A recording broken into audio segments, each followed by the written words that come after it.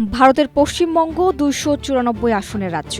এখানে সরকার গঠনের জন্য প্রয়োজন হয় ১৪৭টি আসনের। এবারের বিধানসভা নির্বাচনে ফলতা আসনে অনিয়মের অভিযোগে নির্বাচনে স্থগিত হয় ২৯৩ আসনের ফলাফল ঘোষণা করা হয়েছে। এতে হাড্ডাহাড্ডি লড়াইয়ের পর হেরে গেছেন মমতা বন্দ্যোপাধ্যায়। নির্বাচনের পরপরই বিভিন্ন সংস্থা বুথ ফেরত জরিপের ফলাফল প্রকাশ করেছিল। এসব জরিপে নরেন্দ্র মোদীর দল বিজেপিকে এগিয়ে রাখা হয়েছিল। তবে বুথ ফেরত জরিপের পূর্বাভাস প্রত্যাখ্যান করেছিলেন মমতা বন্দ্যোপাধ্যায়। তিনি দাবি করেছিলেন তার দল তৃণমূল কংগ্রেস ২২৬টিরও বেশি আসনে জয়ী হয়ে আবারও সরকার গঠন করবে। তবে ২২৮টি আসনের ফলাফল ঘোষণার পর দেখা গেছে নরেন্দ্র মোদীর দল বিজেপি ১৫২, মমতা বন্দ্যোপাধ্যায়ের তৃণমূল কংগ্রেস ১৩০ এবং অন্যান্যরা ৬টি আসন পেয়েছে। গেল ১৫ বছর ধরে তৃণমূল কংগ্রেসের দখলে ছিল পশ্চিমবঙ্গ। রাজ্যটিতে ক্ষমতায় আসতে বহু বছর ধরে চেষ্টা চালিয়ে যাচ্ছিল বিজেপি। এবারে নির্বাচনী প্রচারণায় রাজ্যটিতে বিজেপির শীর্ষ নেতারাও হাজির হয়েছিলেন। অমিত শাহ থেকে শুরু করে দেশের প্রধানমন্ত্রী মোদী পর্যন্ত এই রাজ্যে এসে প্রচারণা চালিয়েছিলেন। পশ্চিমবঙ্গ শুধু একটি বড় রাজ্যই নয়, এটি পূর্ব ভারতে বিজেপির আধিপত্যের বিরুদ্ধে টিকে থাকা একমাত্র উল্লেখযোগ্য রাজ্য ছিল